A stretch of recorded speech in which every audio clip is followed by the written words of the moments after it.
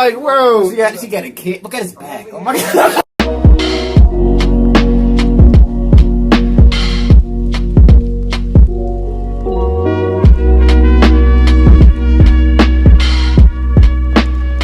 Alright, man, we're back.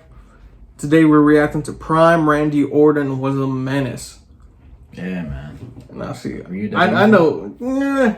I wasn't W. I knew some, like, you know, I'm Mexican, so of course, you know, Rey Mysterio was like, we had a picture of him in our house and shit. Like, don't get a picture. Don't get a picture. Well, Rey Mysterio is a valid, yeah. But you got Eddie Guerrero now, like. Oh, I guess y'all ain't really like big.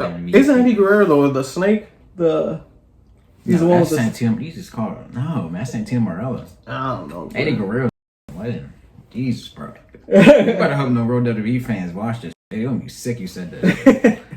Oh, I just seen him. You thought Santino Marella was Eddie Guerrero? No, the Latina Heat, man. Latino Heat. You know what I mean? I don't know. I just know my brother. He used to collect the action figures, right? Yeah, action figures. They said bought them too. He had what? He had Sheamus, The Big Show. Yeah. Goddamn, The Rock. He had a bunch of them. Man, this is Prime Randy Orton was a menace, bro. I remember watching it back in like when I was a kid, like sneaking up at night to watch it. But this was like Prime Randy Orton. This was before even that. Like this is like back when I was like really a kid. Like my aunt watching with my uncle, and he was watching WWE. It's like Prime Randy Orton was RKOing people's moms, and he was a legend killer.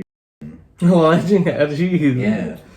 I know. I've seen a lot. I don't know. I guess wrestling, like at least older wrestling, is getting like a lot of mainstream attention right now. Like I remember seeing because they're bringing back that old era of being like. I was gonna say because I remember Triple H and the Batista. Like there was a whole documentary on how Batista was like the prodigy of Triple H and how he like stole the title from him and stuff like that. There was a whole documentary I was following on TikTok about it.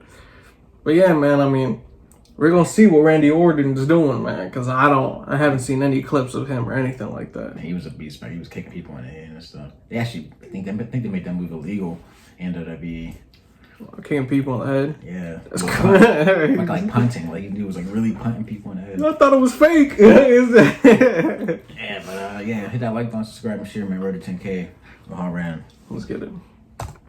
Like button, subscribe, and share, man. Road to 10K. All ran. Let's get it. I think a lot of people, including myself, have forgotten how much of a menace to society Randy Orton was in his prime. Yo, Randy Orton in his prime in the 2000s was more than a heel. He was more than bad. He was more than just a villain. He was straight up mental. He was a psychopath. He was a savage. Randy's character was straight up insane, and it was legendary. Randy at first just started off as a regular blue chip prospect, and you would have never ever expected this kid right here would end up becoming the menace that he ended up becoming. Wrestling. It all started when he was 23 years old. Randy Orton became the legend killer, and this man would just simply go around and beat up legends. These poor old men who could barely move half the time, broken hips, and it didn't matter. He would RKO these men. He would kick them downstairs, spit in their face, and oh my bad, it wasn't even just men. Even 80-year-old fabulous Moolah caught it. But, I mean, she did kind of deserve it. But nah, Randy was a young savage, but after the insane match with Foley and winning the world title, he slowly actually became a face, a good guy. The fans wanted to cheer him, especially up against Triple H, and the plans were he was going to be the future of Raw. His legend killer days were gone. He was going to be good guy Randy Orton, carrying the Raw brand, being the future of the WWE. Yeah, he was going to be good guy Randy Orton.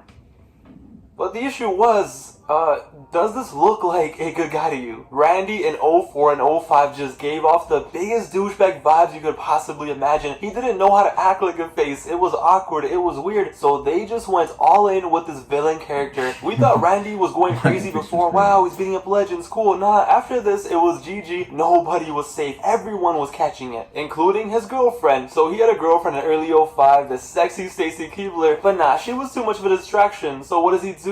Middle of the ring, kiss and RKO. That's crazy, bro.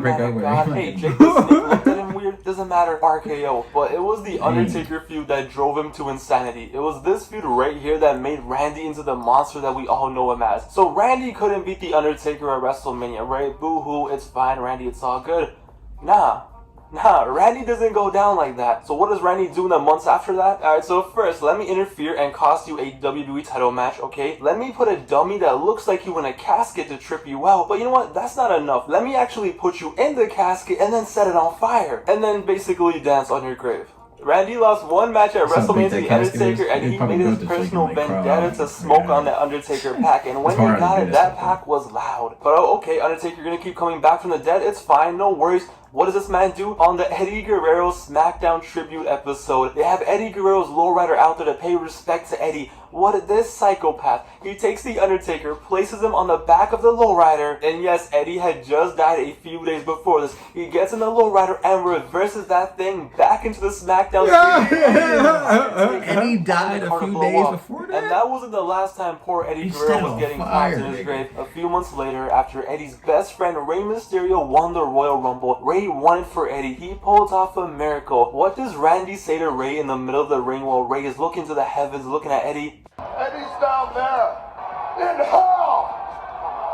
This man had officially You see his face? And how can we forget about the tag team of Rated RKO? This was a tag team match made in hell. You take Edge, that slimy, disgusting piece of shit, and then you take Randy Orton, the man with no morals, no respect, and together, they were straight up animals. But after all those shenanigans in 04, 05, 06, 07 was the year where Randy Orton changed once again, and this time he went from the Legend Killer to the Viper. And no, don't worry, it's fine. He still killed legends. You know, he beat up Sergeant Slaughter, Jerry the King Lawler, you know, casually slapped Cody Rhodes down in front of him, and then proceeded to beat his ass on pay-per-view. Don't worry, he still did that. But when he became the Viper, that's when he introduced a new finisher to his arsenal. And ladies and gentlemen, this is one of the most vicious finishers of all time. This was a move that every single kid who was watching at the time wanted to do so bad, but they were probably gonna kill their friend if they did it. This was the move that simply meant lights out. There was no kicking out of this, the punt.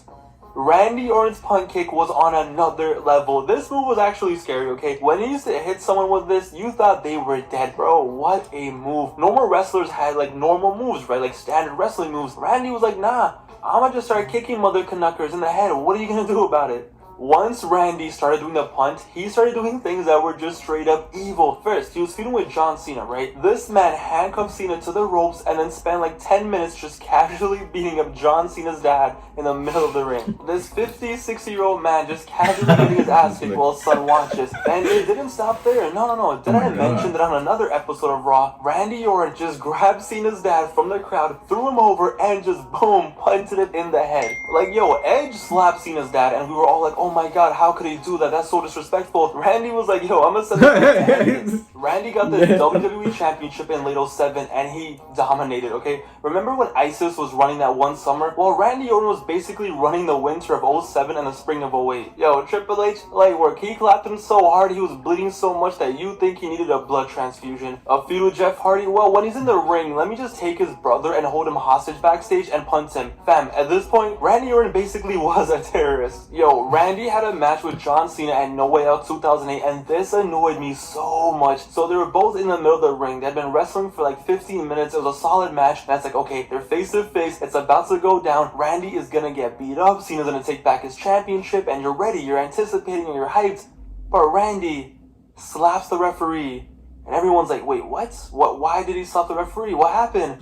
But then the referee disqualifies Randy Orton, and Randy just runs over the title. Jr., he created legacy, and he went after the McMahons. I'm telling you, man, this was Super Saiyan Randy Orton right here. So his feud with the McMahons starts off pretty chill at first, okay? He's with Stephanie, he's insulting her, and every week he just goes above and beyond. But slowly it becomes him straight up tormenting Steph. Eventually he's like, oh, you're useless, you're this, you're that. In one episode of Raw, it was Vince and Steph in the ring, and he just straight up says that, hey, now that you popped out some grandkids, you're essentially worthless. Yo, at that point already we're like, whoa, that's pretty wild. But nah, this was just the beginning. After that, he just goes off the rails. He goes off the rails in a level that we have never seen before. So he slaps Vince McMahon, and then he punts him. He punts this 64-year-old man, the owner of the company, punts him in the middle of the ring. So then Steph, who's all like scared, like, oh my god, you beat up my dad, she brings back Shane McMahon, who hadn't wrestled in a few years. So she brings Shane. Everyone's like, yay, Shane's gonna beat up Randy. What does Randy do? Well, he beats his ass too. He leaves Shane a mess in the ring. So then Steph comes out because she's like the last hope. What happens? Boom, RKO. So this man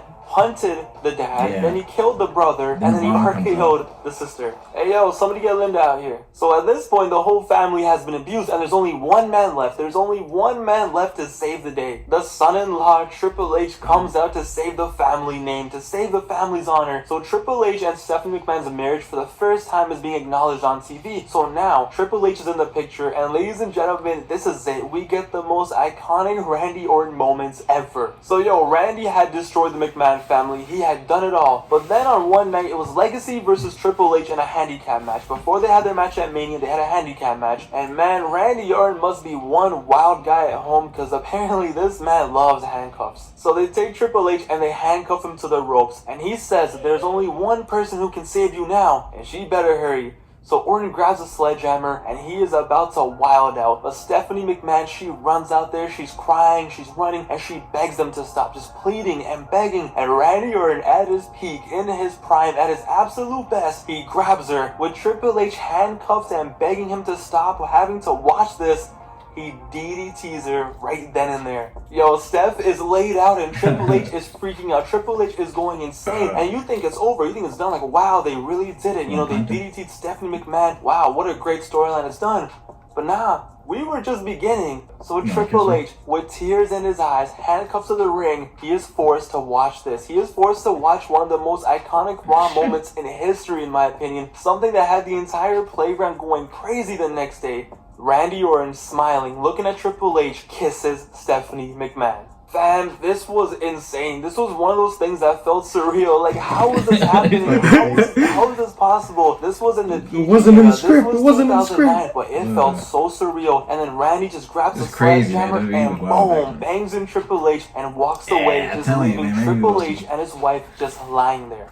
And as the year went on, whether he won or lost, it didn't matter. 09 was a year where he was in his final form, where he wasn't even a wrestler anymore. At this point, he was just there to wild out, destroy families, and end careers. Look no further than the stuff that he did to John Cena in 2009. Back in 07, like we mentioned, he already beat up his dad and destroyed him, all that stuff. But that wasn't enough. No, that was not enough. In 09, he was the ultimate supervillain, so we had to step it up. So in an I Quit match against John Cena at Breaking Point 2009, wait, first of all, this wasn't even a match, my bad. This wasn't even a fight either. This was something that honestly probably isn't even allowed on YouTube. Yo, Randy beat Cena's ass for a solid 25 minutes before, Super Cena's powers kicked in. But he put out the handcuffs once again and he cuffed him and he just started clapping him. He beat Cena's ass so bad that honestly it was kind of disturbing. Yo, he knocked him out and he was dragging his body like he was playing a hitman. But yeah, this man tied up Cena to the post and he tortured him. He actually tortured him. He would have waterboarded him if he could have. He got the kendo sticks and he started just wilding out. He was like a man possessed, the chair shots, the kendos, and yo, trust me, I have never heard John Cena cry like that like he did in this match. But how could we forget Bragging Rights 2009? After destroying families, beating up dads, and destroying legends, he had to take it to the next level. What was the next big thing he could do? How about murdering someone? It was Cena versus Randy in an Iron Man match for 1 hour. It was 1 hour of Randy Orton just being a straight up menace. So they're fighting and Randy slams John Cena's head into the pyro control thingy and the pyro went off. And I swear to God, Randy looked like a caveman who had just discovered fire for the first time. So first he grabs John Cena and just throws him into the lights, trying to blow him up with the lights. But that wasn't enough. You know what? It didn't do enough damage. He needed more fire, more sparks. It wasn't enough. And it's like, yo, why stop there? Randy really wanted to be on the FBI's most wanted list. So Cena is literally crawling away for his life. He's trying to crawl away from this monster. He's trying to get away, and he ends up on the stage. So Randy sees that Cena is on the stage, and he goes to the pyro control thingy once again, and this man starts spamming the buttons like a kid playing Nintendo for the first time. He is just button mashing like his life depends on it, and the fireworks just go off. You thought Kane was gonna come out, and pew, pew, pew. Randy Orton tried blowing up John Cena with fireworks in front of 20,000 people. Officer, this guy right here. Nah, man, it's crazy. Just look at him in 2000. Yeah, that's nuts, man. It's crazy. Randy, dog. I was gonna say, I've never heard or seen any of this stuff that he did, but that's crazy. He was like modern day Stone Cold. Like, he was like our Stone Cold. He was just on a different level, just destroying people. Cause back then, I was thinking the mom would come out and not one, but that was Stone Cold when he basically stunted the whole McMahon family. And then the mom came out and he stunted the mom too. Yeah, that shit was ridiculous. That's crazy. What does he have against John Cena's dad too? Bro? How many times he pulled him out and started Twice. beating him? Twice. That's Twice. crazy. Bro. We didn't get to the part where he finally fights. I think that I don't know if that had already happened, but I do remember like he fought Triple H at WrestleMania or something like that. Triple H threw him over the ropes, and he like this whole thing right here was just done. Like he just destroyed it. Damn. Yeah, but Randy Orton, he's still in WWE, he's still doing his thing, man. This dude's definitely a legend. I don't know if he's already in the Hall of Fame. If he isn't, he's definitely gonna be there. Yeah. But yeah, hit that like button, subscribe, and share, man. Let us know if you want to see more WWE stuff. We'll see you next time. Peace. Peace.